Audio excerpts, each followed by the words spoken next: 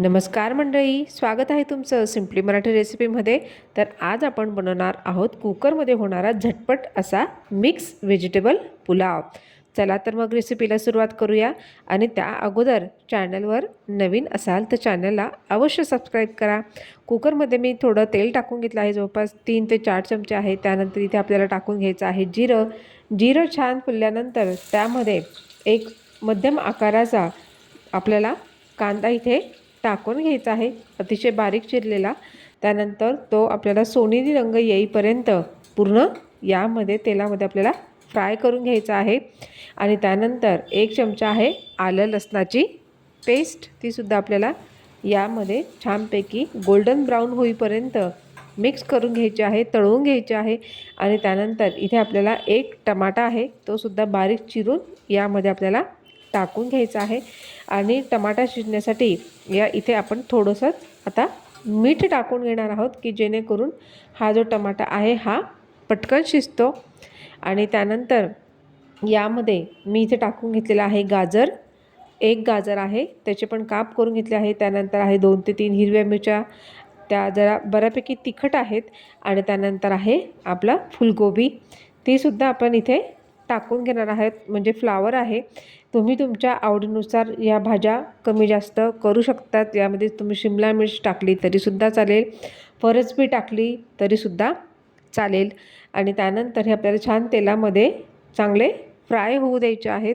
आणि त्यानंतर इथे मी अजून बटाटा आणि वटाणा हे सुद्धा इथे बऱ्यापैकी टाकून घेतलेला आहे, कारण की या व्हेजिटेबल जो आपण पुलाव बनवतो त्यामध्ये वटाणा आणि बटाट्याची चव एकदम अप्रतिम लागते।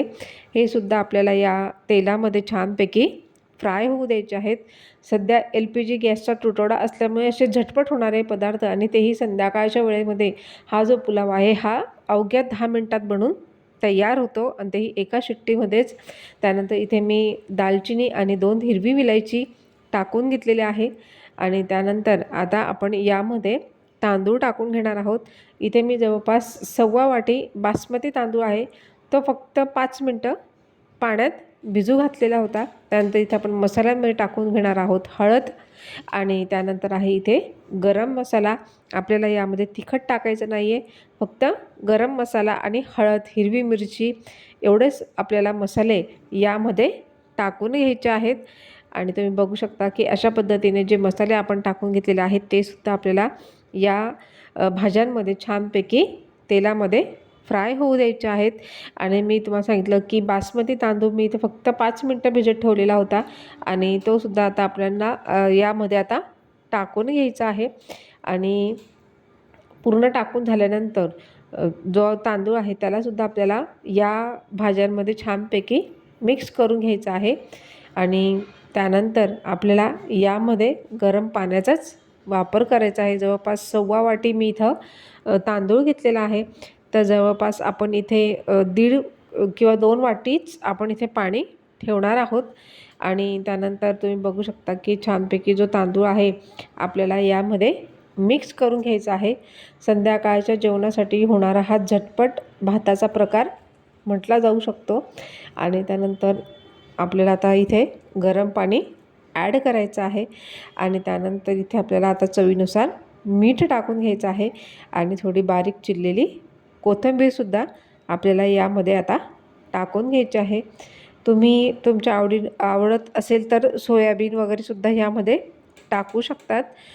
आणि त्यानंतर 1 चमचा आहे साजूक तूप, यामुळे भाताची एकूण एक शीत मोकळी होते आणि खायलाही हा भात खूप रुचकर लागतो। त्यानंतर टाकून घ्यायची आहे कोथिंबीर, आणि त्यानंतर मीठ वगैरे टाकून घेतलेलं आहे। त्यानंतर इथे जवळपास 1 शिट्टी आपल्याला होऊ द्यायची आहे। 1 शिट्टी झाल्यानंतर आपल्याला जो राईस आहे, आपला जो पुलाव आहे तो इथे बनून तयार आहे, की तुम्ही बघू शकता किती वाफाळता हा पुलाव इथे बनून तयार झालेला आहे। चला तर मग रेसिपी जर आवडली असेल तर चॅनलला नक्कीच लाईक करा, शेअर करा, कमेंट्स करा, आणि हो, जाता जाता मात्र चॅनलला अवश्य सबस्क्राईब करा। आणि तुम्ही बघू शकता की किती चांगल्या पद्धतीने इथे आपला जो मिक्स व्हेजिटेबल पुलाव आहे तो बनून तयार झालेला आहे। आणि तुम्ही अशा झटपट रेसिपी नक्कीच बनवून बघा. आणि व्हिडिओ बघितल्याबद्दल धन्यवाद.